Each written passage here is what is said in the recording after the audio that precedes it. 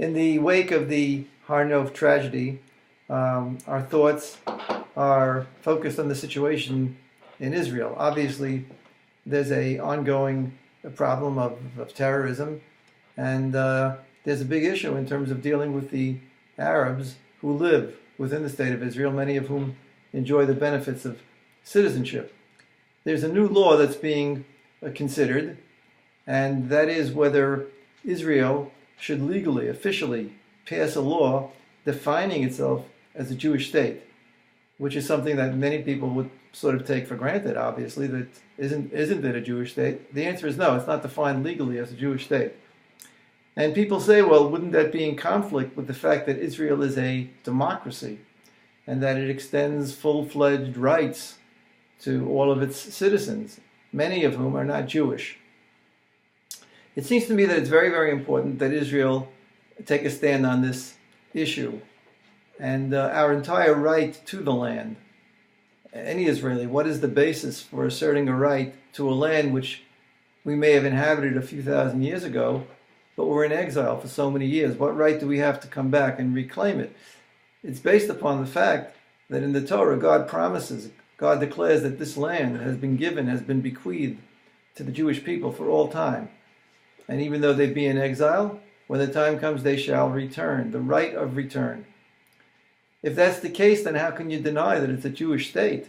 You can't affirm on the one hand that God gave the state to the Jews, and on the other hand, we're going to say it's not a Jewish state. It's not a conflict with democracy. Democracy is merely a method that is being used to fulfill the goals of an entity. Every entity has to have a basic character, a basic definition or identity. For example, a shul, a synagogue, it has an identity, and that is it's a place to pray, it's a place to study, it's a place to promote the ideals of Judaism. It can be run as a democracy, that is to say, you can have officers, you can have people with rights to vote on various decisions that need to be made. But the fact that the underlying definition is that it's there to promote Judaism, that's not up for democracy. That's not subject to a vote. So, for example, if a president of a synagogue got up and said, my goal is to uproot prayer, or my goal is to uproot Judaism, that would be completely invalid. That's not the topic that the democracy is there for. The goals have been defined by the identity that the place assumes. And so too in Israel. The basic underlying objective is that this is a Jewish state. It's a state for Jews in which, to the greatest extent possible, will promote the ideals of the Jewish people. Non-Jews can be members. They can participate. They could even be in the Knesset, perhaps.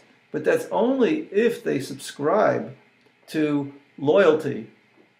They need to take an oath of loyalty to a Jewish state, and therefore everything they do has to be to promote a Jewish state. If an Arab expresses that his intention is to destroy Israel or to destroy Judaism and uproot it from the state, then that has to be absolutely null and void.